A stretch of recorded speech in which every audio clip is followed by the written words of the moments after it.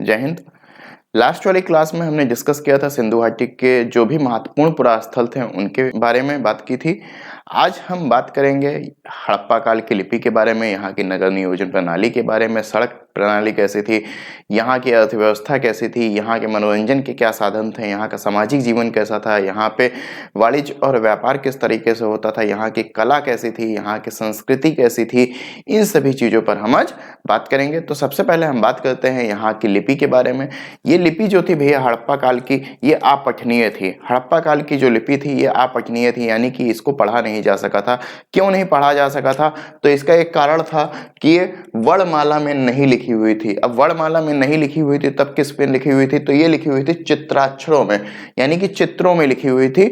किस में लिखी हुई थी? चित्राक्षरों में लिखी हुई थी। ओके, कितने चित्र हमको मिलते हैं? तो ऐसे 400 चित्राक्षरों में ये हड़प्पा काल की लिपि जो थी ये लिखी गई थी। यहाँ पे कह रहा है कि ये लिपि कैसी है? अपठनीय है, यानी कि इसको अभी तक पढ़ा नहीं जा सका है। तो इसको कुछ लोगों ने प्रयास भी किया पढ़ने का, लेकिन वो असफल रहे। जैसे 1925 में वैजल महोदय ने इसको पढ़ने का प्रयास किया, लेकिन ये असफल रहे। इसके बाद में 1934 में हंटर महोदय ने पढ़ने का प्रयास किया, लेकिन ये भी असफल रहे।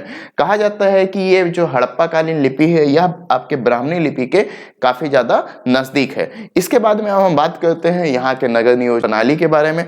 तो यहाँ का जो नगर नियोजन प्रणाली है, अगर हम उसकी बात करें तो यहाँ पे आपको जो शहर दिखते हैं वो शहर हमारा दो भागों में विभाजित था। शहर हमारा दो भागों में विभाजित था। एक भाग जो था वो पश्चिमी भाग था और एक भाग जो था वो पूर्वी भाग था। पश्चिमी भाग में जो हमारे प्रशासनिक लोग थे या पुरोहित लोग थे वो रहते थे, और जो हमारा पूर्व वाला एरिया था वहां पे जो सामान्य जनता थी वो रहती थी। पश्चिम वाले एरिया में प्रशासक रहते थे। अब यहाँ पे जब प्रशासक रहते हैं तो भैया आप लोगों ने एक चीज देखा होगा कि जो प्रशासक होते हैं, यानी कि जो शासन को संचालित कर रहे हैं, जो अधिकारी गण होते हैं, उन सभी के आप घर देखे होंगे या उन सभी के आप बंगला देखे होंगे, तो वो सभी बंगले जो होते हैं बाउंड्री से क्या होते हैं? घिरे होते हैं। तो यहाँ पर भी आपको जो है किलेबंदी देखने को मिलती है। यहाँ पे भी भाई प्रशासक रहता था तो ये भी कैसा था? किलेबंद था। अब आपका घर किलेबंद है? नहीं है। तो यहाँ पर जो आम जनता थी उनके घर जो होते थे वो किलेबंद नहीं होते थे। यहाँ पे जो पश्चिमी वाला एरिया था इसकी चौड़ाई कम होती, ठीक है, लेकिन यहाँ पर जहाँ पे ये आम जनता रहती थी वहां पर चौड़ाई क्या थी? ज्यादा थी उसकी। भवन प्रशासकों के क्या थे? बड़े बड़े थे, लेकिन इनके भवन कैसे थे? छोटे छोटे थे। यहाँ से काम क्या होता था? तो पश्चिमी वाले एरिया से जो है प्रशासनिक और धार्मिक काम होते थे, और पूर्व वाले एरिया से जो छोटे मोटे काम है या व्यापार से संबंधित काम है वो सभी पूर्व वाले एरिया में होते थे। अब हम बात करते हैं यहाँ के सड़क निर्माण योजना के बारे में। तो सड़कें जो है भैया एक दूसरे को समकोण पर काटती थी, यानी कि 90 डिग्री पर एक दूसरे को काटती थी, ठीक है। और जब ये एक दूसरे को काटती थी तो ऊपर से देखने पर ये जाल जैसा प्रतीत होता था, जैसे लगता था कि ये जाल बिछा हुआ है, ठीक है, जाल जैसा प्रतीत होता था, कुछ शतरंज जैसा लगता था। कभी कोई पूछ लेता है कि ये जो सड़क निर्माण योजना है ये किस पद्धति पर आधारित थी? तो ये ग्रिड पद्धति पर आधारित थी। ओके, ग्रिड पद्धति पर आधारित थे। और यहाँ की जो सड़कों की चौड़ाई थी वो 8 से 10 मीटर की होती थी। ऑक्सफोर्ड सर्कल यहाँ पे लिखा हुआ है। ऑक्सफोर्ड सर्कल क्या होता है इसको समझते हैं। तो ऑक्सफोर्ड सर्कल भी है, जैसे एक सड़क ये है और एक सड़क इधर से आ रही है, ये जहां पे सड़कें दोनों मिल गई, तो इस पॉइंट को क्या कहा जाता था? इस पॉइंट को कहते थे ऑक्सफोर्ड सर्कल, ठीक है। ये पॉइंट आपका क्या कहलाता था? ऑक्सफोर्ड सर्कल कहलाता था। फिर इसके बाद में अगर हम बात करें कि सड़कें बनाने में इन्होंने किन चीजों का इस्तेमाल किया था, तो यहाँ पे इन्होंने खंडित ईंटों का इस्तेमाल किया था। जो टूटे हुए ईंट होते हैं उसका इस्तेमाल किया था, और सड़कें जो है पूर्व से पश्चिम की ओर थीं। अब आगे बात करते हैं हम यहाँ की जल निकासी प्रणाली के बारे में। तो अगर हम जल निकासी प्रणाली को देखें तो यहाँ पर हमें सार्वजनिक नालियाँ देखने को मिल जाती थी, और ये जो नालियाँ थीं ये लकड़ी या पत्थरों से क्या होती थी? ढकी हुई रहती थी, और यहाँ पे नालियों के नियमित सफाई भी होती थी। इसके अलावा अगर हम बात करें तो यहाँ पे जो स्नानागार थे वो हमें घरों के कोनों में देखने को मिलते थे। घरों के कोने में इसलिए थे क्योंकि यहाँ से घरों का जो गंदा पानी है वो आराम से सार्वजनिक नालियों में चला जाए, इसलिए स्नानागार कहाँ बनाए गए थे? यानी कि बाथरूम जो थे वो घरों के कोने में बनाए गए थे। अब आगे बात करते हैं यहाँ के भवन निर्माण योजना के बारे में। तो भवन निर्माण में इन्होंने भैया पक्की ईंटों का इस्तेमाल किया था, और पक्की ईंटों का जो रेशियो था, साइज था, वो था आपका 4:2:1, यानी 4:2:1। और अगर हम साइज सेंटीमीटर में बात करें तो इसका 28:14:7 यानी 28:14:7 था। ओके, फिर इसके बाद में अगर हम बात करें कि ये नींव में किस चीज का इस्तेमाल करते थे, तो नींव भरने के लिए ये खंडित ईंटों का इस्तेमाल करते थे। इसके अलावा यहाँ पे अगर आप देखेंगे तो आपको नॉन डेकोरेटेड ईंट का इस्तेमाल किया गया था, लेकिन कालीबंगा यहाँ पर अपवाद था। ठीक है, कालीबंगा से हमें अलंकृत ईंटों के साक्ष्य मिलते हैं, चरणोदोड़ से भी हमें मिलते हैं।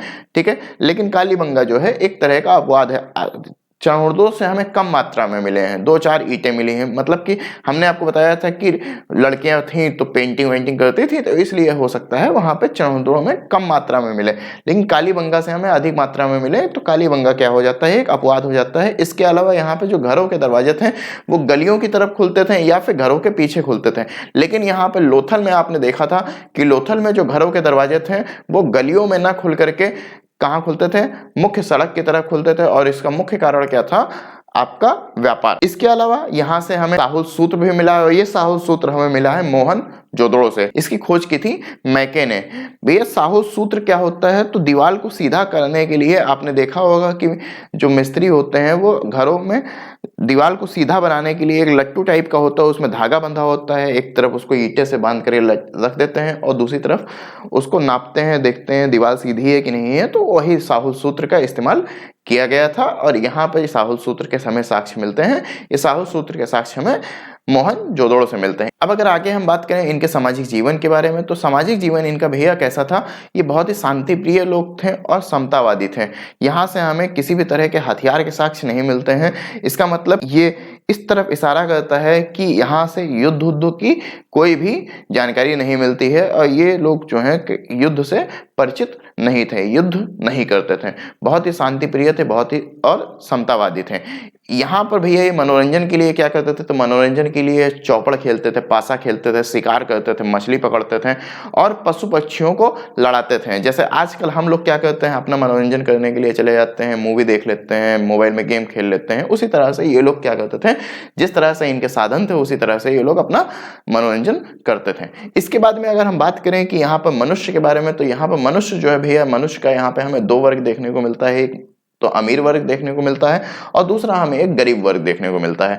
अमीर वर्ग जो था भैया सोने के, चांदी के, हाथी के दांत के आभूषण पहनते थे, जैसे इसमें हार हो गया, कंगन हो गया, अंगूठी हो गया, ये सारी चीजें जो है अमीर वर्ग के लोग पहनते थे। और गरीब वर्ग के बारे में बात करें तो ये सीप का हो गया, पत्थर का हो गया, हड्डियों का हो गया, इनके जो आभूषण बना करके ये पहनते थे। इसके बाद में अगर हम बात करें कि ये भैया भोजन क्या करते थे, तो भोजन में ये भैया सर्वाहारी थे, मांस और साग सब्जी दोनों खाते थे। परिवार जो थी वो भैया समाज की सबसे छोटी इकाई थी। इसके बाद में अगर हम बात करें कि समाज आपका कितने वर्गों में बटा था, तो समाज भैया आपका 4 वर्गों में बटा था। सबसे ऊपर योद्धा होता था, फिर पुरोहित होता था, फिर व्यापारी होता था और श्रमिक होता था। यहां से हमें श्रमिक देखने को मिलता है। ठीक है, तो व्हीलर कहते हैं कि हो ना हो यहाँ पे दास प्रथा भी रही होगी। तो ये श्रमिक जो है किस तरफ इशारा करता है, श्रमिक इशारा कर रहा है कि मोहनजोदड़ो में या सिंधु घाटी सभ्यता में क्या रहा होगा, दास प्रथा रही होगी। फिर अगर हम बात करें यहाँ के राजनीतिक व्यवस्था के बारे में, तो यहाँ पर भैया राजनीति के बारे में हमें कोई भी स्पष्ट जानकारी नहीं मिलती है। बस यही कहा जा सकता है कि यहाँ पर व्यापारी वर्ग का अधिकार रहा होगा। धार्मिक व्यवस्था के बारे में अगर हम बात करें तो भैया मूर्ति पूजा का आरंभ यहीं से देखने को मिलता है। देवता के रूप में ये मातृ देवी की पूजा करते थे, पुरुष देवता थे इनके, पशुओं की पूजा करते थे, पशु में इनके जो थे जिनकी पूजा करते थे वो साढ़ और बैल थे। इसके अलावा ये जल की पूजा करते थे, लिंग और योनि की भी पूजा करते थे। अग्नि पूजा के भी हमें साक्ष्य मिलते हैं लोथल, कालीबंगा और बनावली से। आपने देखा था कि हमें अग्निकुंड के भी साक्ष्य मिले थे। इन सभी जगहों से ट्रिक के लिए आप याद कर सकते हैं LKB।